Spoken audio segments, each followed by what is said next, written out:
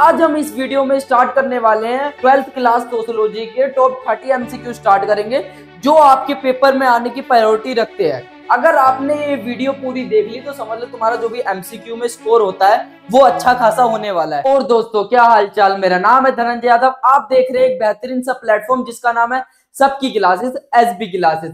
आज हम इस वीडियो में स्टार्ट करने वाले हैं 12th क्लास सोशियोलॉजी के टॉप 30 एमसीक्यू स्टार्ट करेंगे जो आपके पेपर में आने की प्रायोरिटी रखते हैं। अगर आपने ये वीडियो पूरी देख ली तो समझ लो तुम्हारा जो भी एमसीक्यू में स्कोर होता है वो अच्छा खासा होने वाला है। तो चलिए बिना वक्त गवाए जो हमारी ये वीडियो है मोस्ट इंपोर्टेंट एमसीक्यू की 30 एमसीक्यू है इसके अंदर, ये स्टार्ट करते हैं हम। चलो भाई स्टार्ट करते हैं।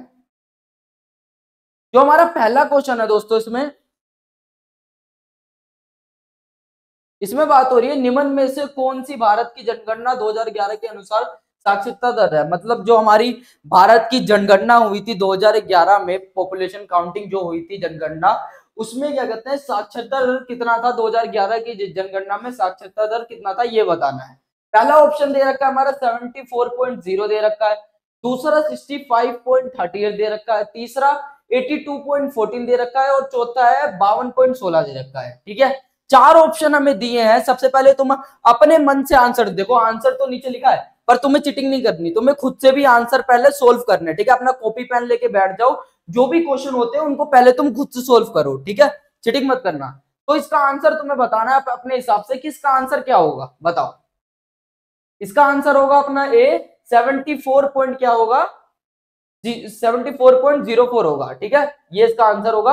अब हमारा नेक्स्ट क्वेश्चन जो है सेकंड क्वेश्चन है, जाति व्यवस्था के बारे में किसने कहा और जाति एक बंद वर्ग है। ठीक है, इसमें हमें ये बताना है कि जो अपनी जाति व्यवस्था होती है उसके बारे में किसने कहा और जाति एक बंद वर्ग है ये किसने कहा, ये बताना है हमें। ठीक है, पहला ऑप्शन दे रखा है महात्मा गांधी, दूसरा डॉक्टर भीमराव अंबेडकर, तीसरा एमएन श्रीनिवास और जो लास्ट ऑप्शन है लुई ड्यूमोंट। ठीक है, ये चार ऑप्शन हमें दिए हैं। तुम्हें बताना है कि जो जाति व्यवस्था है उसको क्या कहते हैं बंद वर्ग किसने बताया, ये बताना है। पहला महात्मा गांधी और डॉक्टर भीमराव अंबेडकर, एमएन श्रीनिवास और जो हमारा लुई ड्यूमोंट है उन्होंने। ठीक है, चार ऑप्शन हमें बताए हैं, बताओ इसका आंसर क्या होगा। इसका आंसर क्या हमारा महात्मा गांधी हो सकता है। क्या महात्मा गांधी क्या जाति व्यवस्था को एक बंद वर्ग कह सकते हैं? नहीं कह सकते, क्योंकि वो भेदभाव नहीं रखते थे।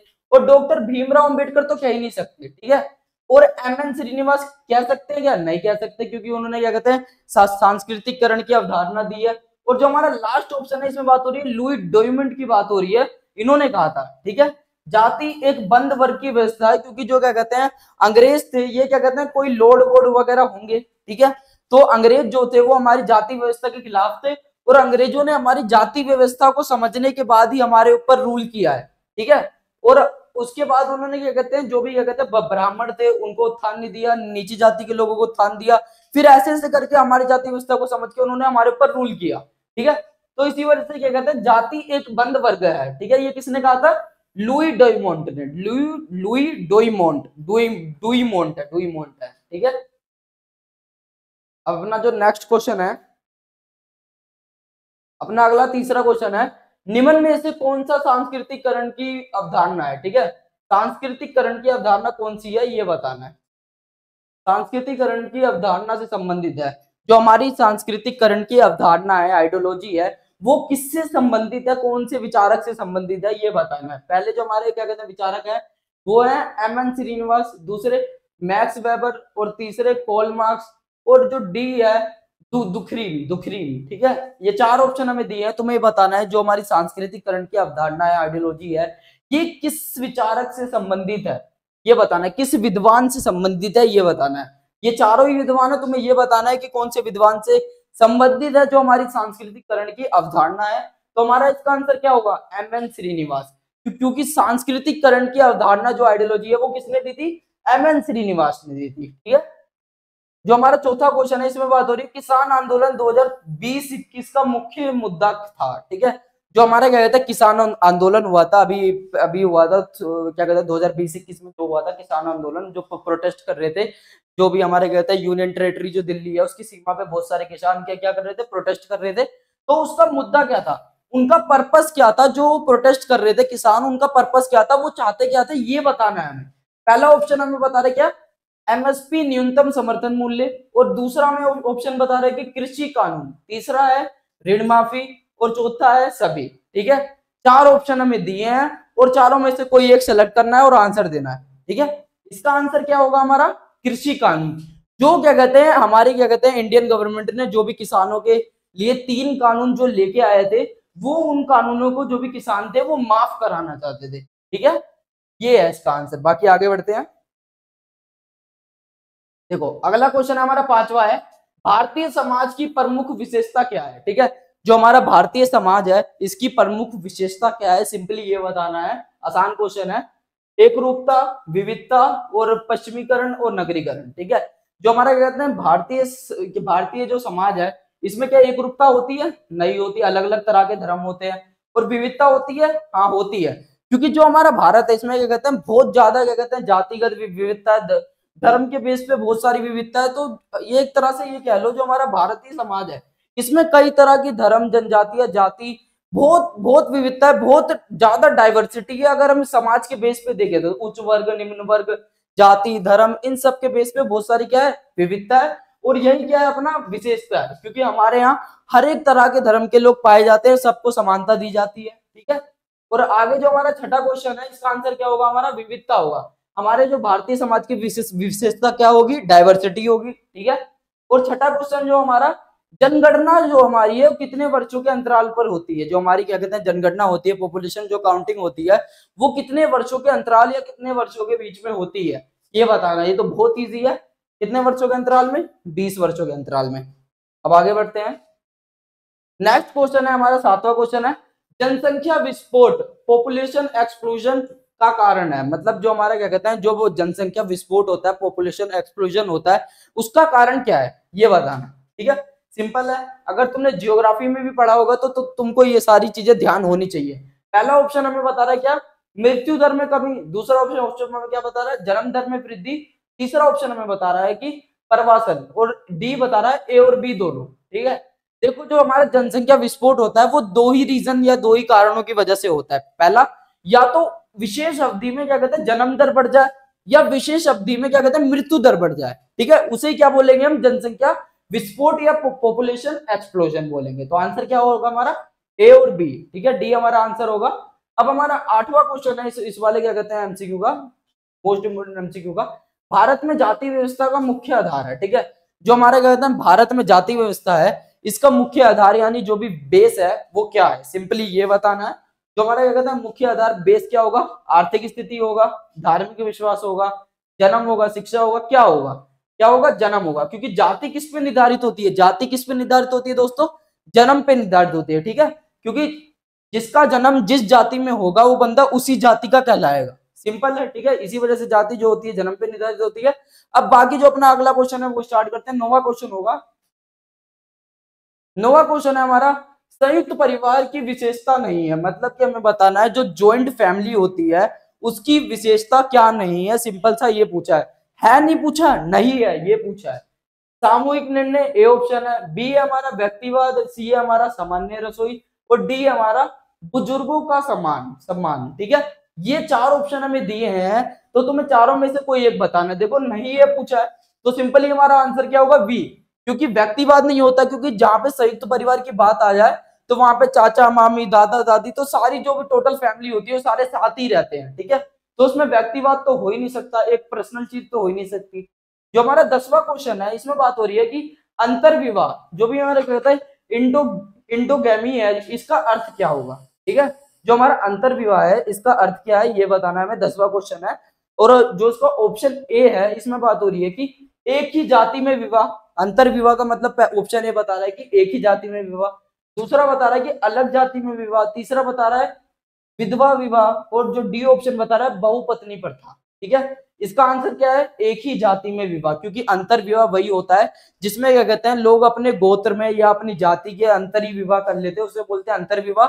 बहिर्विवाह उसे कहते हैं जो लोग अपनी जाति के बाहर किसी और जाति के क्या कहते हैं बंदे से भी विवाह कर ले, उसे हम क्या बोलेंगे, बहिर्विवाह बोलेंगे। विवाह चार प्रकार के होते हैं, बहुपत्नी, बहुपति और अंतर्विवाह, बहिर्विवाह, चार प्रकार के तुम्हारे विवाह होते हैं।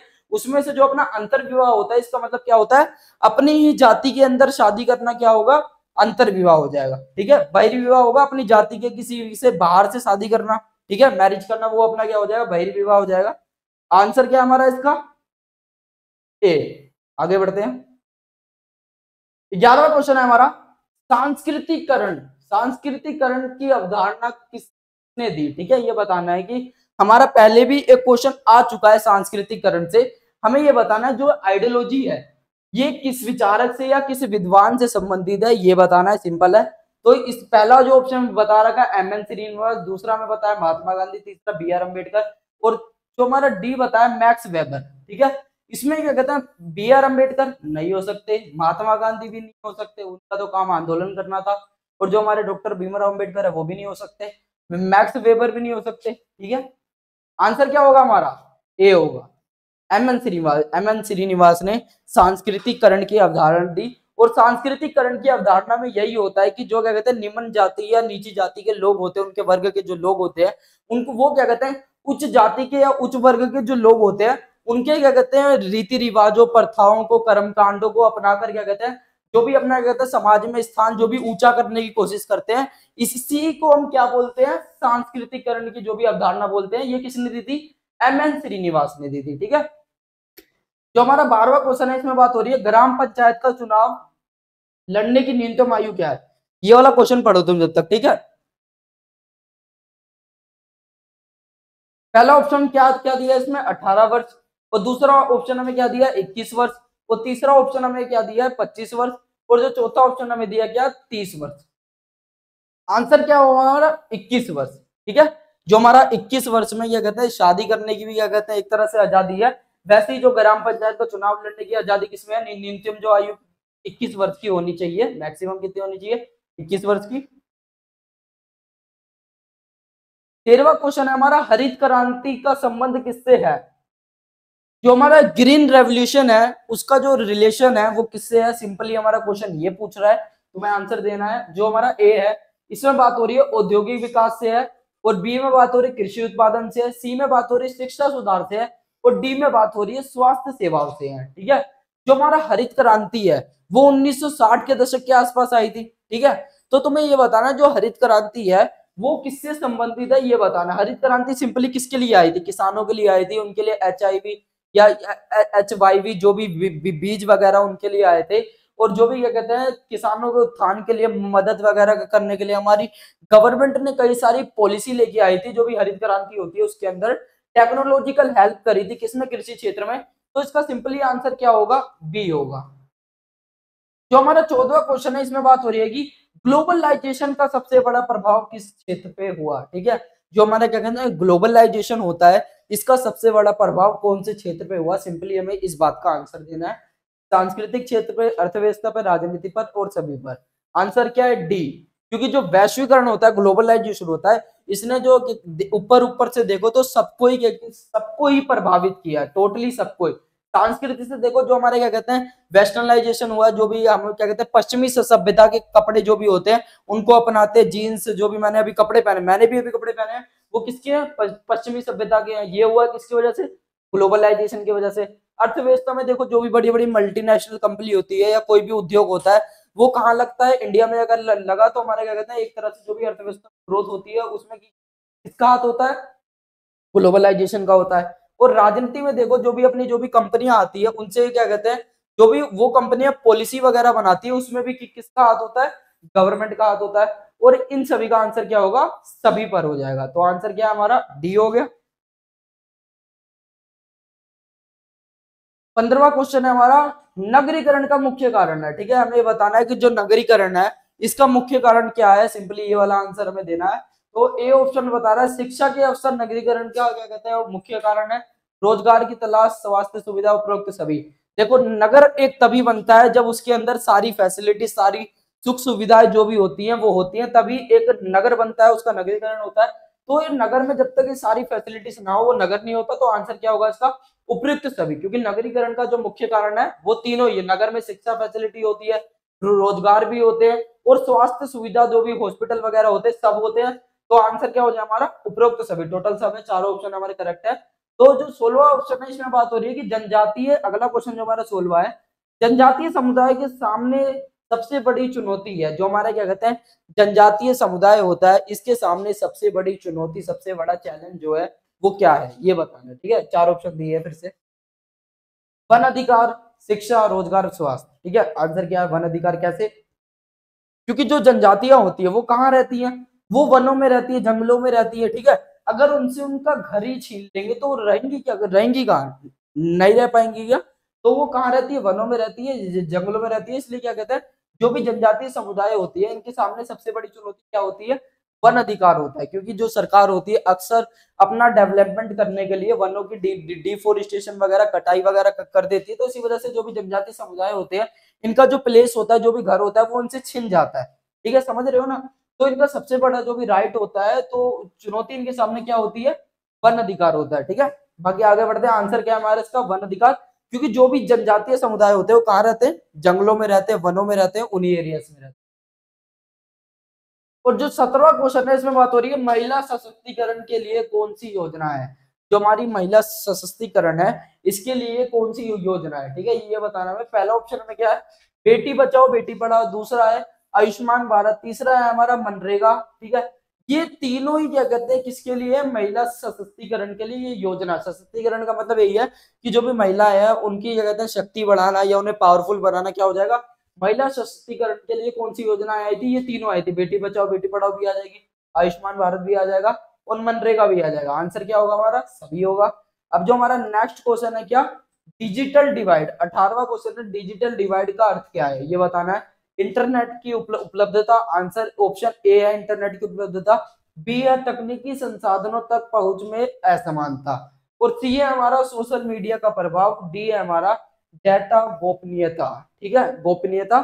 इन चारों ऑप्शन में से कौन सा आंसर सही होगा, हमारा ऑप्शन क्या सही होगा, बी सही होगा, तकनीकी संसाधनों तक पहुंच में असमानता। ठीक है, क्योंकि डाटा डिवाइड से क्या होता है, चीजें डिवाइड होती हैं, और क्या होता है तकनीकी संसाधनों तक पहुंचने में क्या होती है, असमानता होती है। अब आगे बढ़ते हैं। 19वां क्वेश्चन है हमारा। 19वां क्वेश्चन हमसे पूछ रहा है कि सामाजिक आंदोलन का उदाहरण है। ठीक है, जो हमारे क्या कहते हैं सोशल प्रोटेस्ट जो भी होते हैं उसका उदाहरण एग्जाम्पल क्या है ये बताना है।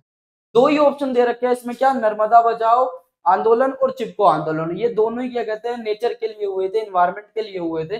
तो अपना आंसर क्या है, दोनों ही सही हो जाएगा। ठीक है, क्योंकि दोनों एक तरह से सामाजिक आंदोलन है जिसमें पूरे एक तरह से समाज का, पूरी कम्युनिटी का जो भी क्या था योगदान था, ठीक है, कॉन्ट्रीब्यूशन था एक तरह से, ये कह सकते हो तुम। और क्वेश्चन 20वां जो हमसे बात कर रहा है वो कह रहा है कि समाज शास्त्र में प्रोजेक्ट वर्क का मुख्य उद्देश्य है। जो हमारा क्या कहते हैं समाज शास्त्र है, इसमें अगर हम समाज शास्त्र पे प्रोजेक्ट वर्क कर रहे हैं तो हमारा क्या कहते हैं पर्पस क्या होना चाहिए ये बताना है। ऑप्शन ए में बात हो रही है सैद्धांतिक ज्ञान, ऑप्शन बी में बात हो रही है व्यवहारिक अनुभव, ऑप्शन सी में बात हो रही है रटत विद्या, ऑप्शन डी में बात हो रही है परीक्षा में अंक। ठीक है, सिंपली हमारा क्या होगा, व्यवहारिक अनुभव हो जाएगा, क्योंकि जो हमारा थ्योरिकल ज्ञान होता है ये तो हम वैसे भी ये क्या कहते हैं ले सकते हैं।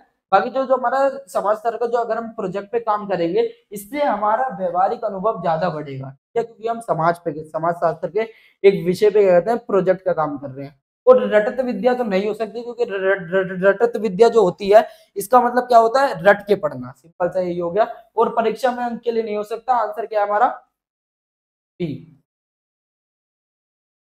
अगला क्वेश्चन देखते हैं भाई। अब 21वां है हमारा अगला क्वेश्चन, औद्योगिकरण का भारतीय समाज पर क्या प्रभाव पड़ा। ठीक है, जो हमारा औद्योगिकरण है उसका क्या कहते हैं भारतीय समाज पर क्या प्रभाव पड़ा ये बताना है। जो हमारा क्या कहते हैं इंडस्ट्रियलाइजेशन है उसका भारतीय समाज पर क्या प्रभाव पड़ा, सिंपली ये क्वेश्चन पूछ रहा है। चार ऑप्शन दिए फिर से, जाति व्यवस्था में मजबूती हुई, शहरीकरण बढ़ा, ग्रामीण अर्थव्यवस्था स्थिर हुई, और डी ऑप्शन है हमारा परंपरागत व्यवसायों में वृद्धि। ठीक है, चार ऑप्शन दिए गए हैं, तुम्हें ये बताना है कि कौन सा सही है। औद्योगिकरण से क्या हुआ था हमारा, क्या जाति व्यवस्था में मजबूती हुई थी, नहीं हुआ था। क्योंकि औद्योगिकरण में क्या होता है, सिंपली उद्योग लगते हैं, लोगों को रोजगार मिलता है। ठीक है, यही होता है, और देश की अर्थव्यवस्था जो है उसमें ग्रोथ होती है, सुधरती है।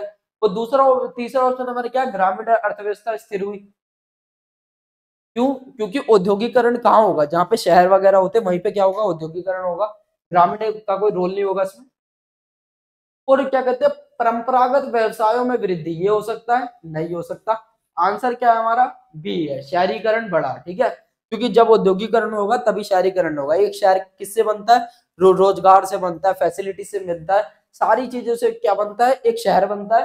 तो उसमें क्या कहते हैं औद्योगिकरण का भी क्या होता है, एक तरह से कंट्रीब्यूशन होता है, इसी वजह से क्या होता है अपना शहरीकरण बढ़ता है। और जो हमारा 22वां क्वेश्चन है, अगला जो हमारा 22वां क्वेश्चन है, इसमें बात हो रही है ग्लोबलाइजेशन का सीधा प्रभाव किस पर पड़ा। जो हमारा क्या कहता है ग्लोबलाइजेशन है, इसका सीधा प्रभाव किस पे पड़ा, ये बताना है। ए ऑप्शन हमें बता रहा है कि स्थानीय उद्योगों का विकास, बी बता रहा है कि बहुराष्ट्रीय कंपनियों का प्रवेश, सी बोल रहा है कि जाति व्यवस्था का अंत, ग्रामीण रोजगार में वृद्धि। देखो स्थानीय उद्योगों का विकास ये नहीं होगा, परराष्ट्रीय कंपनियों का प्रवेश ये हो सकता है, क्योंकि जब क्या कहते हैं ग्लोबलाइजेशन हुआ तो जितनी भी क्या कहते हैं मल्टीनेशनल कंपनीज थी वो कहाँ पे आई, भारत आई। जो भी विकासशील देश थे, सारे जितने भी विकासशील देशों की श्रेणी में जो भी कंट्रीज आती थी, वहां पे सबसे ज्यादा मल्टीनेशनल कंपनियों का निवेश हुआ। तो हमारा आंसर क्या होगा इसका, बी हो जाएगा। जाति व्यवस्था तो हो ही नहीं सकता, क्योंकि ग्लोबलाइजेशन का जाति व्यवस्था से कोई मतलब नहीं है। ग्लोबलाइजेशन जो हुआ एक मॉडर्न जमाने में हुआ, तो तब तक तो जाति व्यवस्था तो समझ लो कुछ है ही नहीं। और ग्रामीण रोजगार में वृद्धि ये भी नहीं हो सकता। ठीक है, आंसर क्या है हमारा, बी हो गया। किसका आंसर है हमारा 22वें क्वेश्चन का आंसर क्या है हमारा, बी हो गया। अब आगे बढ़ते हैं अपना। अब हमारा 23वां क्वेश्चन है नारीवाद। जो हमारा फेमिनिज्म है ये किससे संबंधित है, जो हमारा नारीवाद है वो किससे संबंधित है, सिंपली ये पूछ रहा है। चार ऑप्शन दिए, पुरुषों के अधिकार से संबंधित है, पुरुषों का तो कोई रोल नहीं है इसमें, किसका रोल है, नारी का रोल है। तो पुरुष का कोई हो सकती है बात है, जो भी क्या कहते हैं मैन होता है उसकी बात हो ही नहीं सकती। महिलाओं की स्वतंत्रता और समानता, ये हो सकता है, स्वतंत्रता और समानता, हाँ ये हमारा क्या है आंसर है।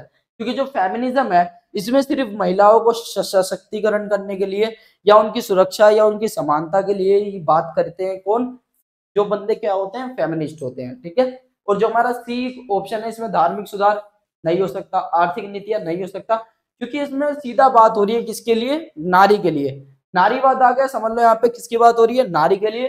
फेमिनिज्म आ गया तो इसमें किसकी बात हो रही है, फीमेल के लिए। ठीक है, बट ये क्या कहते हैं आंसर दे रहा है सीधा। अब जो हमारा क्या कहते हैं 24वां क्वेश्चन है, इसमें बात हो रही है सांप्रदायिकता। जो हमारे क्या कहता है कम्युनलिज्म है, ये किससे जुड़ी समस्या है, जो हमारा कम्युनलिज्म है ये किससे जुड़ी समस्या है, धार्मिक सहिष्णुता से जुड़ी समस्या है, या धर्म के आधार पर विभाजन से जुड़ी समस्या है, या आर्थिक असमानता से जुड़ी समस्या है, या लैंगिक भेदभाव से जुड़ी समस्या है। ठीक है, आंसर क्या हो जाएगा हमारा, बी होगा, धर्म के आधार पर विभाजन। ठीक है, क्योंकि जो भी हमारे क्या कहते हैं कम्युनलिज्म होता है, सांप्रदायिकता होती है, इसमें क्या कहते हैं अलग अलग तरह के जो भी रिलीजन होते हैं उनके बेस पे क्या होता है विभाजन होता है। तो हमारा आंसर क्या हो जाएगा, बी हो जाएगा। 24वें का आंसर क्या है हमारा, बी है। जो हमारा कम्युनलिज्म है ये किससे जुड़ी समस्या है, बी से जुड़ी समस्या है, धर्म के आधार पर विभाजन से जुड़ी। 25वां क्वेश्चन है हमारा, सांप्रदायिक सौहार्द को बढ़ावा देने में कौन सा संवैधानिक मूल्य महत्वपूर्ण है। ठीक है, जो अपना ये कहते हैं जो सांप्रदायिक सौहार्द होता है, या जो हमारा क्या कहता है कम्युनल हार्मनी होता है, ये क्या कहते हैं इसको बढ़ावा देने में कौन सा संवैधानिक मूल्य महत्वपूर्ण है। ठीक है, जो अपना सांप्रदायिक सौहार्द है उसको बढ़ावा देने के लिए कौन सा संवैधानिक मूल्य जो होता है वो महत्वपूर्ण है, इंपॉर्टेंट है। समाजवाद है, धर्मनिरपेक्ष है, पूंजीवाद है, सामंतवाद है। क्या होगा, धर्मनिरपेक्ष होगा, सामंतवाद हो ही नहीं सकता, कैपिटलिज्म भी नहीं हो सकता, जो में सोशलिज्म है वो भी नहीं हो सकता। क्या होगा, धर्मनिरपेक्ष होगा, क्योंकि इधर किसकी बात हो रही है, सांप्रदायिक सौहार्द की बात हो रही है, मतलब एक क्या कहता है संप्रदाय यानी धर्म यानी रिलीजन के बेस पे बात हो रही है। तो अपना आंसर क्या होगा, बी होगा। आगे बढ़ते हैं, अपना 26वां क्वेश्चन है, पंचायती राज व्यवस्था का उद्देश्य क्या है। जो अपना क्या कहते हैं पंचायती राज होती है, राज है, इस जो पंचायती राज जो सिस्टम है इसका पर्पस क्या है ये बताना। पंचायती राज का जो सिस्टम है इसका आंसर क्या है, सिस्टम क्या है ये बताना है, सिस्टम का पर्पस क्या है ये बताना है। ठीक है, जो पंचायती राज व्यवस्था है इस उद्देश्य का क्या पर्पस है ये बताना है। ए ऑप्शन हमें क्या क्या बता रहा है, केंद्रीय शक्ति को मजबूत करना इसका पर्पस है, किसका, पंचायती राज व्यवस्था का। और जो बी बता रहा है स्थानीय स्वशासन को बढ़ावा देना किसका पर्पस है, पंचायती राज व्यवस्था का है। सी ऑप्शन हमें बता रहा है कि न्यायपालिका का नियंत्रण, और डी ऑप्शन हमें बता रहा है औद्योगिक विकास। ठीक है, आंसर क्या हो हमारा, स्थानीय स्वशासन को बढ़ावा देना, क्योंकि जो अपना पंचायत का जो भी कंट्रोल होता है, ये जो सिस्टम होता है पंचायती राज का सिस्टम जो होता है ये लोकल लेवल पे होता है। ठीक है, तो ये किसको बढ़ावा देता है, स्थानीय लेवल को बढ़ावा देता है, ठीक है। अब 26वां क्वेश्चन हमारा हो गया। अब 25वें 27वें पे चलते हैं। जो हमारा ये था 27वां क्वेश्चन है, बात हो रही है कि भूदान आंदोलन, ठीक है, जो हमारा भूदान आंदोलन है, ठीक है, इसके प्रवर्तक कौन थे, ठीक है, इसके जो प्रवर्तक थे, इसके जो जो भी क्या कहते हैं प्रवर्तक थे, वो कौन थे, ये बताना है। ये ऑप्शन में बता रहा है जयप्रकाश नारायण हो सकते हैं, नहीं हो सकते। उनका कंट्रीब्यूशन किसमें था, जो भी आपातकाल में क्या कहते हैं, जो भी प्रोटेस्ट वगैरह हुए थे, जयप्रकाश नारायण का कंट्रीब्यूशन वहां था। और जो विनोबा भावे थे, इनका कंट्रीब्यूशन कहाँ होगा, जो भी भूदान आंदोलन थे, इसके प्रवर्तक कौन थे, विनोबा भावे थे, ठीक है। महात्मा गांधी हो सकते हैं, नहीं हो सकते, वो भी आंदोलन के काम से लगे रहते थे।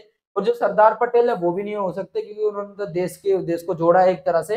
जो हमारा 28वां क्वेश्चन है अगला है, इसमें बात हो रही है कि सांस्कृतिक समरूपता जो भी हमारा कहते हैं, इसका क्या अर्थ है, ठीक है।